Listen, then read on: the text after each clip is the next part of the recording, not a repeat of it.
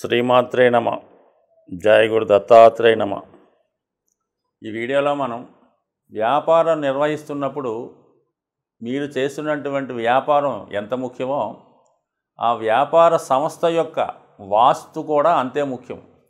మీరు ఎంత గొప్ప వ్యాపారం చేసినా మీరు చేస్తున్నటువంటి వ్యాపార సంస్థ యొక్క వాస్తు సరిగ్గా లేనప్పుడు ఖచ్చితంగా ఏదో ఒక కారణం వల్ల ఆ సంస్థ ఇబ్బంది పడడం జరుగుతూ ఉంటుంది.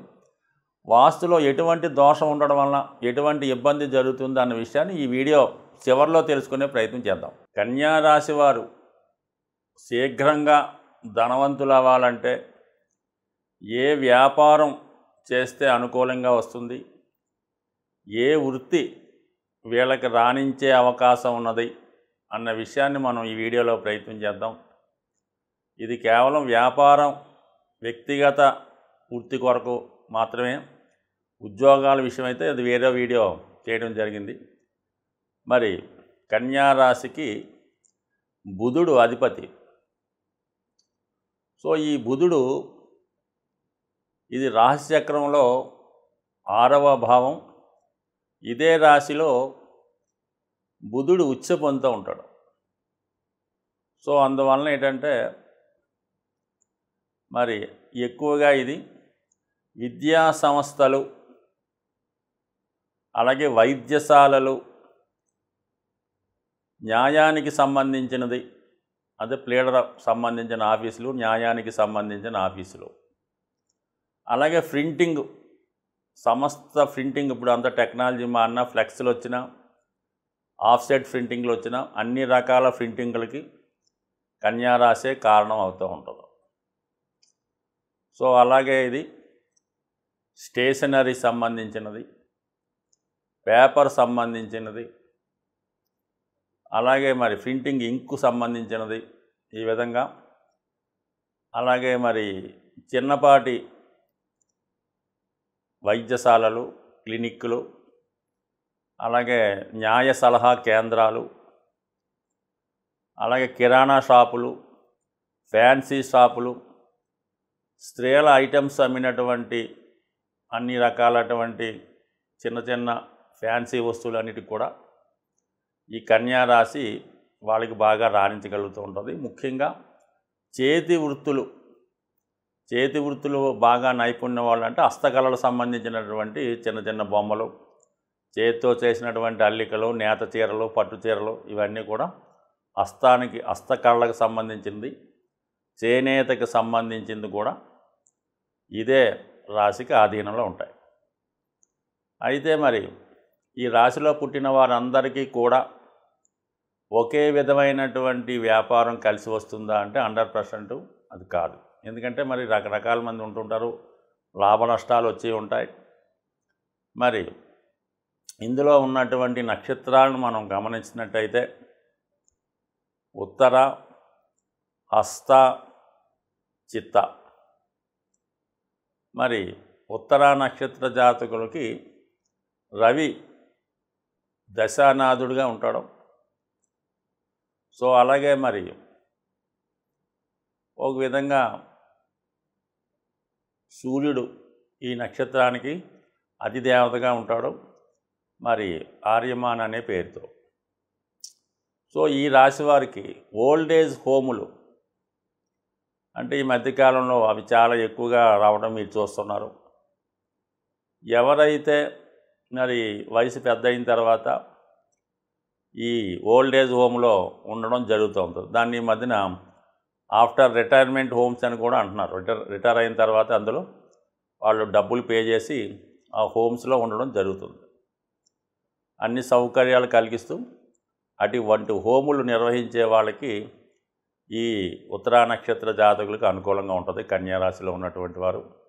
అలాగే వివిధ కారణాల వల్ల ఏదో ఒక వ్యసనానికి బానిసై మతిస్థిమితం కోల్పోయినటువంటి కొంతమంది వ్యక్తులను కూడా మరి వాళ్ళకి ట్రీట్మెంట్ ఇచ్చి ఒక విధమైనటువంటి అది కూడా హాస్టల్ లాగా ఈ మధ్యకాలంలో రన్ చేయడం జరుగుతుంది. ముఖ్యంగా తాగుడుకు అలవాటు పడిన వారికి అందులో ట్రీట్మెంట్ ఇవ్వడం జరుగుతూ ఉంటుంది. అంటే వాస్తవానికి తాగుడుకి అలవాటు పడ్డాడు అంటాడు, కానీ దానికి ముందు ఏదో ఒక సంఘటన ఆ విద్యార్థికో ఆ పిల్లవాడికో ఇబ్బంది పెట్టి ఉంటుంది. ఆ కారణం వల్ల వీడు ఏదో డ్రగ్స్కో తాగుడుకో అలవాటు పడుతుంటాడు. బట్ తాగుడు అంటారు కానీ దానికి ముందు ఏదో కారణం ఉంటుంది. అటువంటి వాళ్ళకి ఇక్కడ వాళ్ళు ఒక హాస్టల్లో పెట్టి వాళ్ళు బాగు చేస్తూ ఉంటారు, కౌన్సిలింగ్ ఇస్తూ ఉంటారు.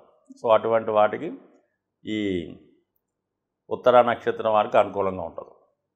ఇక హస్త నక్షత్రం అన్నది కంప్లీట్గా చేతి వృత్తులు సంబంధించింది, హస్తకళలకు సంబంధించింది. సో అలాగే ప్రింటింగ్ అంటే పూర్వకాలంలో, ఇప్పుడైతే అంత మిషనరీ వచ్చింది కానీ పూర్వకాలం అంతా కూడా ఈ ప్రింటింగ్ అంతా కూడా ఈ టైపు సెట్టింగు, అలా అన్నీ పేర్చడం, అక్షరాలు, అలాగే ప్రింట్ చేయడం, పేపర్ పెట్టి తీస్తుండేవారు. సో ఈ విధంగా కంప్లీట్గా చేతి వర్కే జరుగుతుండదు. కాబట్టి సమస్త ప్రింటింగ్ వర్క్స్ కూడా అంటే ప్రింటింగ్ ప్రెస్సులు, అలాగే కలర్ ప్రింటర్లు, కలర్ ప్రింటింగు, చీరల ప్రింటింగు, ఇవన్నీ కూడా చీరలను అందంగా తయారు చేయడం, వాటి మీద ప్రింట్ చేయడం, వాటిని ప్యాక్ చేయడం, అందంగా మరి ప్యాక్ చేసి మార్కెట్కి రవాణా చేయడం, చిన్న చిన్న బట్టల షాపులు, అలాగే మరి చిన్న చిన్న వాహనాల మీద ఈ బట్టల మూట అమ్మే వ్యాపారస్తులు, ఎక్కువగా చిరు వ్యాపారులంతా కూడా ఈ కన్యా రాశి అందే ఉంటుంటారు అన్నమాట. ఎప్పటికప్పుడు కొనుక్కోవడం, సరుకు అమ్మడం. అందులో వాళ్ళకి ఈ బట్టలు, ఈ హస్తకళలు, ఈ బొమ్మలు, అలాగే విద్యార్థులకు కావాల్సినటువంటి పుస్తకాలు, పెన్నులు, టైలు, బెల్టులు, బూట్లు, ఇవన్నీ కూడా అది తయారు చేయడం, సప్లై చేయడం, అమ్మడం, ఇవన్నీ కూడా ఈ రాశి కిందకే వస్తుంది. అలాగే మరి ఈ బూట్లు, జోళ్ళు, చెప్పుల షాపులు కూడా ఈ హస్త నక్షత్రానికి, అంటే ఇదివరకు మరి చెప్పులు కూడా మరి చేతితోనే కుట్టేవారు కదా, ఆ బ్యాక్గ్రౌండ్ రావడం వల్ల ఇది కూడా దీని కిందకే రావడం జరుగుతుంది. కాబట్టి ఇటువంటి జోళ్ళ షాపులు కూడా ఈ రాశి వారికే బ్రహ్మాండంగా కలిసి వస్తుంది.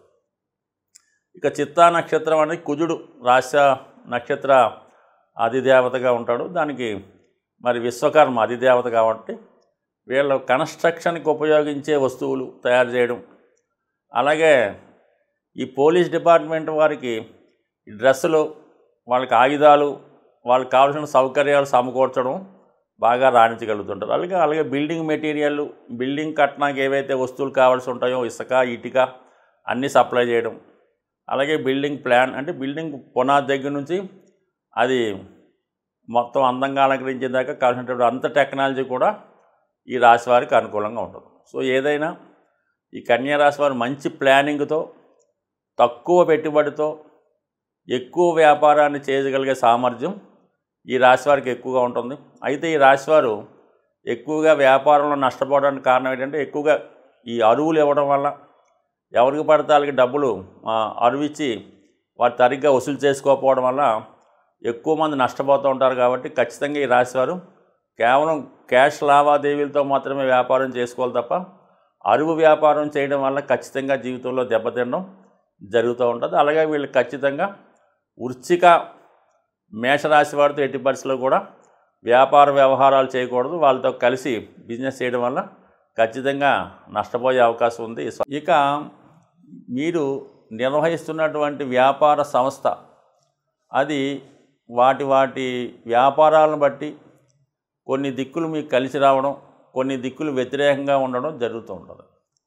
సాధారణంగా చిన్న చిన్న వ్యాపార సంస్థలు నిర్వహిస్తుంటారు. అంటే ఒక షోరూమ్ లాగో, ఒక షట్టర్ లాగో చేస్తున్న వాళ్ళకి సాధారణంగా వీళ్ళు చేస్తున్నటువంటి వ్యాపారం సంబంధించినంత వరకు, అంటే అది కిరాణా షాప్ అవ్వచ్చు, ఫ్యాన్సీ షాప్ అవ్వచ్చు, బట్టల షాప్ అవ్వచ్చు, ఏదైనా సరే దానికి సంబంధించినటువంటి షాపులే ఆ పక్కన కానీ ఈ పక్కన కానీ ఎదురుగుండా కానీ ఉండడం చాలా శ్రేయస్కరంగా ఉంటుంది. సాధారణంగా ఇది ఈ విధంగా జాగ్రత్తలు తీసుకోవాలి. చేస్తున్నటువంటి వ్యాపార సంస్థకి ఎటువంటి వీధిపోట్లు లేకుండా ఒకటి జాగ్రత్త పడాలి. 4 దిక్కులు కూడా కరెక్ట్గా ఉండాలి. సాధారణంగా యజమాని ప్రవేశించే దిక్కు ఉచ్చ దిక్కు నుంచి ముందుకు వెళ్ళడం ఉండాలి. అది తూర్పు ఫేసింగ్ అయినప్పుడు తూర్పు ఈశాన్యం గుండా యజమాని వెళ్ళాలి. అలాగే షట్టర్ ఓపెనింగ్ కూడా తూర్పు ఈశాన్యం ముందు ఓపెన్ చేయవలసి ఉంటుంది. అలాగే దక్షిణంలో ఓపెనింగ్ రోడ్ ఫేసింగ్ ఉన్నప్పుడు దక్షిణ ఆగ్నేయం గుండా ప్రవేశం ఉండాలి. అలాగే ముందుగా షట్టర్ దక్షిణాగ్నేయంలో ఓపెన్ చేయాలి. అలాగే ఉత్తర ఫేసింగ్ అయినప్పుడు ఉత్తర ఈశాన్యం ముందుగా ఓపెన్ చేయాలి. పడమర అయినప్పుడు పడమర వాయువు ముందుగా ఓపెన్ చేయాలి. అలాగే క్లోజ్ చేసినప్పుడు ఆ డోర్ చివరిగా క్లోజ్ చేయడం జరుగుతూ ఉండాలి. సో అలాగే ఈశాన్యం ఏమాత్రం ఇబ్బంది ఉన్నా, బరువులైనా, కట్టయినా మీరు అక్కడ వ్యాపారం ఎంత చేసినా కూడా మీకు ఆ వ్యాపారంలో ధనం కనబడదు. చివరికి అప్పులు మిగులుతూ ఉంటాయి.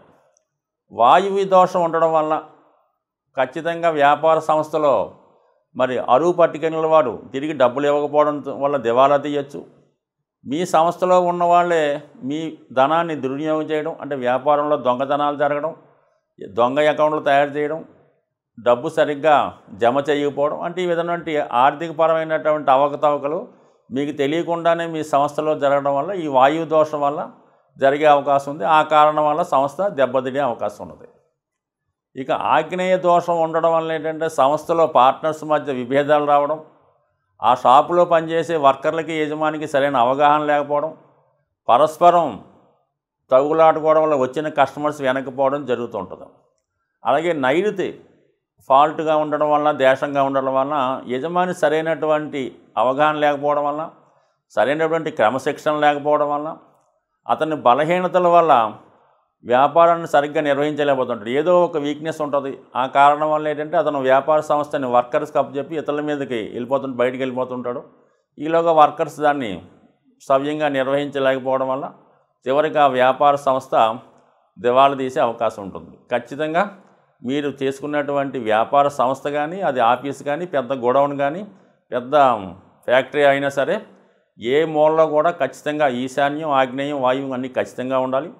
ఖచ్చితంగా మాత్రం తూర్పు ఓపెన్గా ఉండి, మంచి విశాలంగా ఉండి, తూర్పు అంతా ఖాళీగా ఉంటే ఆ యజమాని బాగా రాణించగలుగుతూ ఉంటాడు. ఉత్తరం బాగా ఉన్నప్పుడు ధనానికి ఇబ్బంది ఉండదు, కావలసినప్పుడు ధనం వస్తూ ఉంటుంది, దాన్ని తీరుస్తూ ఉంటాడు. సో ఈ విధంగా అనేక రకాలుగా ఈ వాస్తు ప్రభావం వ్యాపార సంస్థ మీద ఉంటుంది. కానీ చాలా సందర్భాల్లో, కొన్ని సందర్భాల్లో ఈ వ్యాపార సంస్థ యొక్క వాస్తు బాగులేనప్పుడు కూడా 2-3 సంవత్సరాల పాటు, 4-5 సంవత్సరాల పాటు బాగా వెళ్తూ ఉంటుంది. కానీ సడన్గా ఆల్ ఆఫ్ ది సడన్గా ఏదో ఒక ప్రాబ్లం వల్ల ఆ సంస్థకి ఇబ్బంది కలగడం జరుగుతూ ఉంటుంది. సో అందువల్ల ఏంటంటే వాస్తు బాగున్నా కూడా, మరి వాస్తు బాగులేనప్పుడు కూడా కొంతమందికి నడుస్తూ ఉంటాయి. అది కేవలం అది ఆ వ్యాపార యజమాని యొక్క అదృష్టాన్ని బట్టి ఆధారపడి ఉంటాయి. ఈ విధంగా ఖచ్చితంగా వ్యాపారం నిర్వహిస్తున్న వాళ్ళు చేస్తున్నటువంటి వ్యాపార సంస్థ వాస్తు, అలాగే వాళ్ళు ఉంటున్నటువంటి గృహ వాస్తు, అలాగే వాళ్ళు ఏదైనా స్థిరాస్తి కొనుక్కుంటే దాని వాస్తు అన్నీ కరెక్ట్గా పాటించినప్పుడు జాతకుడు దినదిన అభివృద్ధి చెంది బాగా సంపాదించే అవకాశం ఉంది. ఇదిగా ఏ విధమైన లోటు ఉన్నా ఖచ్చితంగా అది ఏదో ఒక రోజు, ఏదో ఒకనాడు ఎవరి మీద ప్రభావం చూపించి ఇబ్బంది కలిగే అవకాశం ఉంటుంది. స్వస్తి.